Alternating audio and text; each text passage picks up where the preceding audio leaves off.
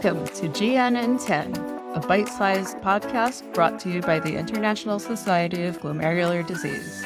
Our hosts are nephrologists and glomerular disease experts, Dr. Kenar of Northwell Health and Hofstra University on Long Island, New York, and Dr. Koyal Jain from the University of North Carolina, Chapel Hill. Welcome to GN and 10. This is Kenar and Koyal joining. And this time we have a special guest, Jula Inrig. She is a topic expert in sparsentan and FSGS. So we'll be talking a little bit about different things that she might be interested in. Welcome, Jula. Thank you so much for joining us. Why don't you tell our listeners a little bit more about yourself? Thanks for having me here today. I'm Jula Inrig. I'm a nephrologist, and I've spent my career across a number of different venues, I would say. I started out in academia for a number of years, did my own clinical and translational research, and then went to a service center called IQVIA. It was Quintiles at the time that does clinical research and designs trials and works with a number of industry type sponsors, helping them get their drugs eventually be approved. And then I spent the last few years as the chief medical officer at Travere Therapeutics, where we focus solely on rare diseases. Looks like you had a fascinating career. But your initial research was into dialytic blood pressure issues. How did that change into glomerular diseases? Was it just serendipitous, or you always had a little love for the glomerulus? We all do. There's always a little love for the glomerulus. How can you not as a nephrologist? I trained originally at Duke down the street from UNC. I will say they stole a lot of the GN patients. So my original career didn't have as much of the fascination of glomerular disease until I went to UT Southwestern. And we had a lot more pathophysiology, a lot more diseases to treat. And that's, I would say, when my interest got more sparked. And you asked about intradialytic hypertension. That was my own research, starting with epidemiology and then translational research into a clinical trial. And what I identified during that research was the role of endothelin in intradialytic hypertension, and designed a trial with carvedilol at the time, because really that was about the only thing that we could use that had some role in improving endothelial cell function and endothelin. So that's how I forayed into the endothelin biology space. And then fast forward, spent a number of years working on a public-private partnership with the FDA, academia, and industry called the Kidney Health Initiative. And really one of the things we were very interested in is helping develop the paths for new therapies in nephrology. As you guys know, we haven't had a whole lot of trials. And it was really through that work and developing paths in rare kidney diseases that brought me full spectrum to designing a bunch of trials in IgA nephropathy, FSGS, membranous, other diseases, and then now to a company that solely focuses on rare kidney diseases and other metabolic conditions. So I think this whole world of endothelin antagonism is really interesting. But before we even go further in this discussion, why don't you tell our listeners about endothelin antagonism? What are the benefits? What are the receptors? Let's start there before we go more in detail. Yeah, so endothelin is a peptide that can have bad actions really in pathophysiologic states. What we knew back over 20 years ago is that particularly in patients who have pulmonary artery hypertension and heart failure and complications, that if you block the adverse effects of endothelin-1 on its receptor, it's got multiple receptors, but ETA and ETB, that there's beneficial effects on the way that patients function. They can walk longer, breathe better. So that's where the first therapies got approved over 20 years ago. Sparsentan's one of the first, and we've had multiple other agents approved for patients with pulmonary artery hypertension. Now, what was identified during some of these trials, and particularly sparsentan, which is the therapy that we have approved for patients with IgA nephropathy, is that in disease states of kidney injury, there's an elevation in endothelin-1 that you see across the spectrum of kidney disorders in the urine. You can identify elevated levels of endothelin-1. And if you antagonize the ETA receptor in particular, which has a number of adverse effects that are beyond just vasoconstriction, they cause damage on cell proliferation, inflammation, fibrosis. So if you can block that, you can reduce proteinuria and remodel the kidney in a number of different ways. And that's been shown in animal models. So fast forward to, I think you guys are probably familiar with some trials that used sole endothelin-A receptor antagonists in diabetic kidney disease. The challenge that you find is because endothelin does so many different things within the kidney, it also helps regulate salt and water homeostasis. If you block it, there is a potential for fluid overload. And there was concern of just antagonizing the endothelin-A receptor alone, that you need to counterbalance that. And what we identified is if you have maximum antagonism of angiotensin 2, which is what sparsentan does, and then add the endothelin antagonist component on top of that, you can help ameliorate some of the fluid-related complications from sole antagonism of just endothelin-A. So that blockade of angiotensin 2 and endothelin 1 has a better safety profile. That's how it got moved into testing in FSGS and then testing in IgA nephropathy as well. So I remember as a resident hearing about endothelin antagonist in heart failure and treatment for heart failure. And it went downstream and nothing happened ever to that. And then we see a rise of these drugs in diabetic kidney disease and now IgA and others. So what do you think was the problem and what did we learn from the heart failure trials? To my point earlier, endothelin has a role in salt and water homeostasis. And so there is a concern that there can be fluid overload in some of these patients. Certainly, a younger patient population that's lower risk for heart failure can have a greater benefit from endothelin A antagonism in particular. And there was some concerns in the SONAR trial, older age population, higher risk for heart failure. If you have unantagonized endothelin A, then there is some concern about fluid overload. We have not seen that when you move into patients who are younger, who are healthier, lower risk for heart failure. You may have a slight imbalance in edema, but the rates are so low and you don't see heart failure with the dual antagonism of angiotensin 2 and endothelin A. It's a very safe profile. So there's what I remember from physiology, there's two types of endothelin. I think you mentioned that receptor type A and type B. So the more inhibition you have of A, the more beneficial it's for the kidney. Is that correct? So if the percentage of inhibition of A to B is where we get the most beneficial effect and least side effects. Yes. So the endothelin A, historically, it's been thought if you block ETA, you help reverse vasoconstriction, and the counterbalance is with the ETB receptor. But basically, most of the agents now, at least that are in development for kidney disease, block endothelin A and have almost negligible effects on the ETB receptor. And what with that profile is you help with not just vasoconstriction, but all the cell proliferation that occurs in disease states of kidney injury, also inflammation, apoptosis, fibrosis, multiple animal models where you just block endothelin A. And in addition, with angiotensin 2 blockade, we've got animal models of IgAN of dual blockade, significantly better on cellular function in the glomerulus and the podocyte and the glycocalyx. That dual blockade appears to be the sweet spot. And then that translates into a reduction in proteinuria and then preservation of kidney function in humans. A controversial question. IgA and FSGS, two different diseases. You've done trials with both. Sparsentan with IgA nephropathy, with FSGS.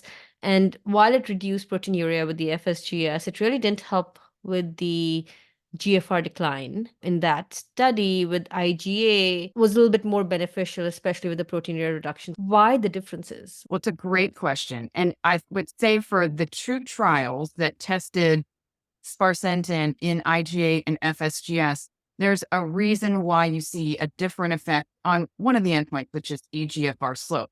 I'd point to one, the trial design, and two, I would point to the disease state. So first I'll talk about IgA nephropathy. In IgA nephropathy, you have a relatively progressive rate of eGFR decline that's relatively linear. And so if you can reduce proteinuria, then you can preserve eGFR and avoid kidney failure. We've modeled that. We understand that relationship.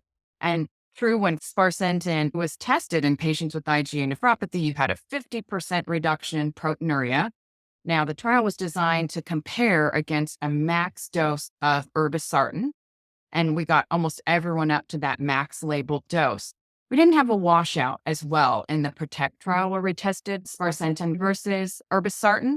And so you had a nice reduction in proteinuria compared to irbesartan, which had about 15% versus 50% reduction in proteinuria, respectively.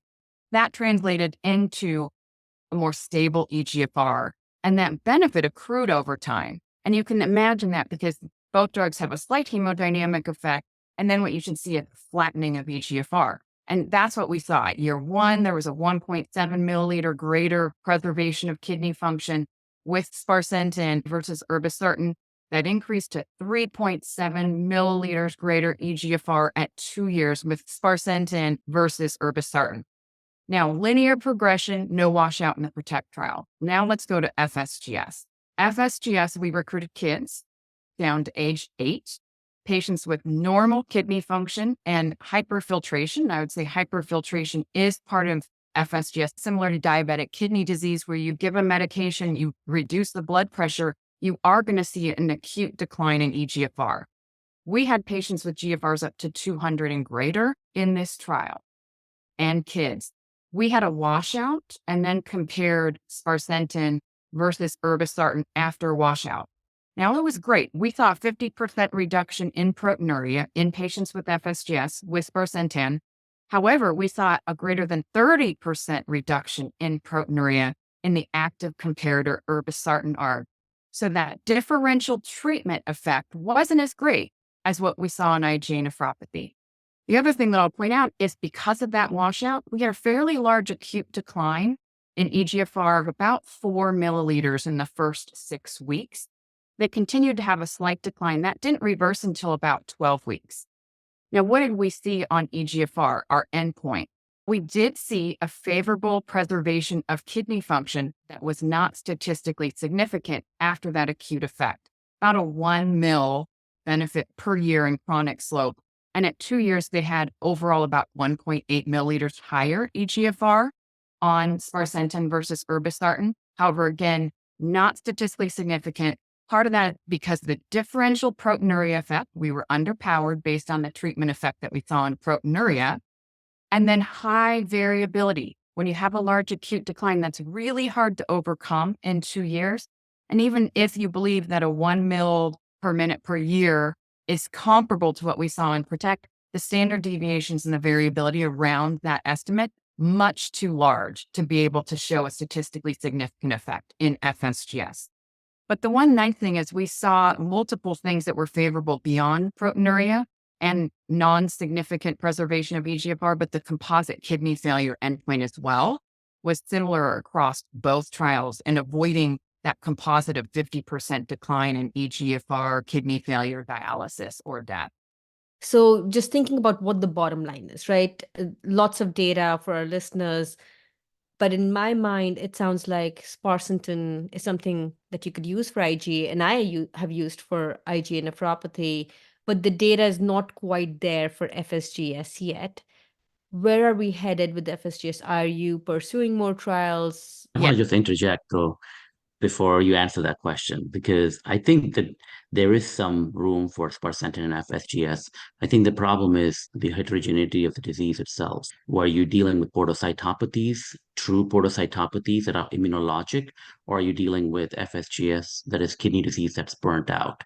So I think if we separate those two, maybe there is a role for endothelin antagonists in almost any kidney disease that is burnt out, perhaps. It's almost like an ACE and ARB, an additional effect of that. But 100% for agree. maybe for portocytopathies, I don't know. Is there really true? Is there maybe there is no effect there? And maybe that's where we're seeing the mixed signal. I don't know. I'm just postulating. Yeah, it's a great question. We tested early disease states because we didn't exclude the upper range of eGFR and saw consistent proteinuria effect. And when you look at the animal models of treating very early before disease starts, either in IgA nephropathy or FSGS, you see a benefit on the podocyte number, the podocyte function, on the glycocalyx, and then the downstream effects of the interstitial fibrosis. We do have a trial in very early IgA nephropathy before they've seen an ACE or an ARB. We presented some of that at Kidney Week last year, and then additionally, it'll be coming at additional meetings. And if you treat within 6 months of a kidney biopsy early, no cutoff on upper eGFR, you see about an 80% reduction in proteinuria and stabilization of eGFR in IgAN. This is out of John Barrett's group. And so I think there is a benefit early rather than waiting until later stage disease, particularly for IgA nephropathy. More to say about FSGS because we did allow earlier stage disease, we tried to exclude secondary. So these were more, could think of them akin to a prevalent FSGS patient who you've tried multiple things, including ACE and ARB, steroid, immunosuppression. You've gotten them in the range of 3 grams now, but that's just still there and sitting. And that's who we tested in that duplex trial.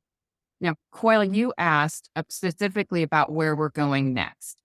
So how the field got to where we are with now 2 therapies approved in IgA nephropathy, ours and budesonide, is we worked with the FDA on what these trials would look like, what the patients would agree to participate in, and what the endpoints should be. We published work under the Kidney Health Initiative in IgA nephropathy of defining the relationship between proteinuria, GFR, and kidney failure.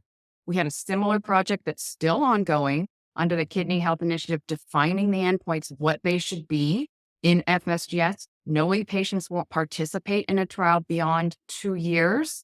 There's a second initiative called Parasol, which is a partnership with academia. They're going to be bringing industry into the mix to get the data sets to be able to define the relationship between either proteinuria and eGFR, or preferably proteinuria and preservation of kidney function, avoidance of dialysis over 5 to 10 years. That work hopefully will be completed by the end of this year. So we can then look at what additional trials can be done, because there's such a high unmet need in FSGS, and we need therapies for this patient population, but also they need to be developed within a practical time frame and a trial that's feasible for a patient and feasible to recruit. I guess if I throw in GLP-1s in the mix, we're looking at really a golden era in nephrology, right? And this is really amazing to see such promising therapies for kidney disease. So the GLP ones, I look forward to hearing the FLOW trial results and having them presented. I think it's going to be at ERA, but that's diabetic kidney disease and CKD, and maybe a little bit more advanced stage. They need to have proteinuria and somewhat impaired eGFR.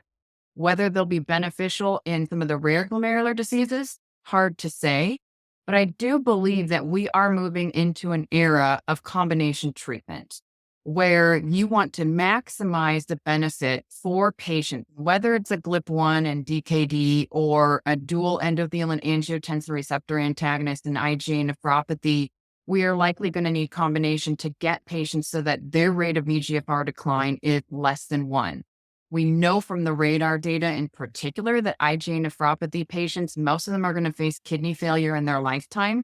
So they're going to need a combination of treatment options to preserve kidney function. And in my mind, this is one of the biggest areas where we need to push harder, because we haven't had new innovative therapies. And now we're in an era of implementation science. I think every day in a patient's life is nephron loss, and we shouldn't sit by and wait. We need to be treating with the agents that we have now to keep people off dialysis. I remember 10 years ago, 12 years, the word cure came into our nomenclature. We now have enough tools to preserve enough kidney function to reduce the number of patients going on dialysis within our lifetime. It's very exciting, but it's going to take multiple things in our toolbox to be able to get there. To be honest, I'm really looking forward to the time where all of this information is out there, all of these medicines are out there, that I can actually identify patients and then match them up. Sort of precision medicine. You're the right person for SGLT2 and budesonide. You're the right person for sparsentan. And so trying to figure out who's the right patient. Do you think we'll get there? We've got a number of great people doing work in this area, trying to figure out what the markers should be. But oncology is the one where you get so excited at what they've been able to do, but they have tissue and they are able to look at gene mutations. We're at least doing genetic analyses on more and more GN patients in particular. But our precision medicine biomarker right now is proteinuria. Does the patient reduce their proteinuria when you treat them with a specific agent? If not, then that's probably not the right agent for them.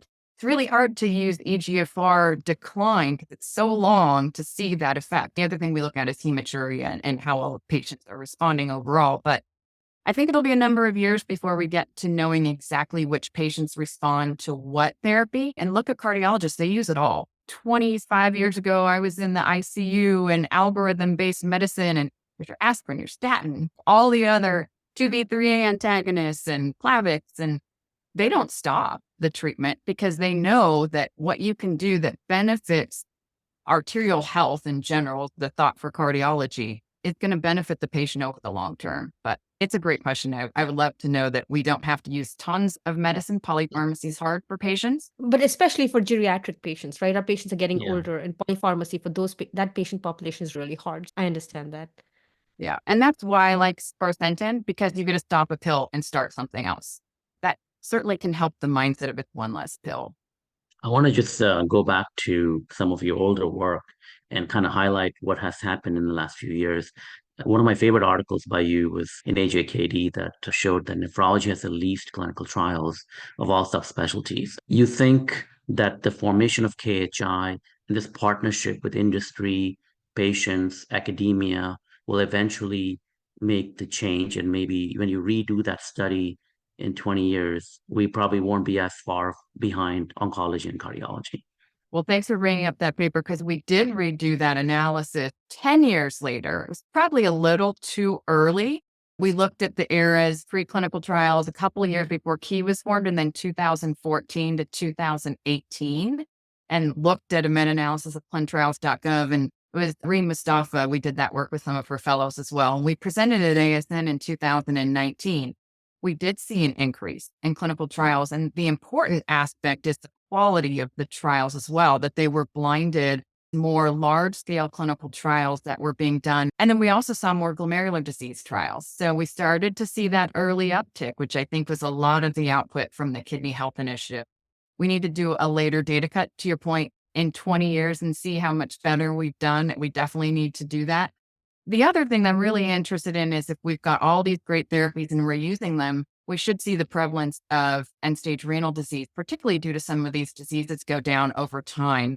And I'd love to see us look at that data in 10 years when we know it's going down somewhat. I think it's because the number of new therapies we have that are beneficial to general health as well, and diabetic kidney disease. But then if we can make that same impact in some of these rare kidney diseases, that would be a huge benefit to human health, I would say. Jula, you have successfully gone from academia into the clinical trials world, and made a career out of it. What recommendations do you have, or how should a trainee think about it? Should they go down this pathway? I think it is really important that as we have new trials that are in development, and as we understand the biology more and more, we're only going to innovate and have more trials that we need to have experts in nephrology be available for. I would say in each step of my career path, I made a conscious decision to learn and to grow. I did a master's of clinical research when I was at Duke, and that helped me understand the ins and outs of doing clinical research, and then designed my own trials.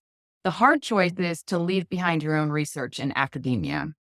That was a soul searching many months of, can I give up my own research? And really the overall thought was, I'm spending so much time writing grants. How much benefit am I giving to society with my single center trials that are really hard to get funding from the NIH, or I was AHA funded as well, to then help develop and innovate new therapies for patients on a broader scale.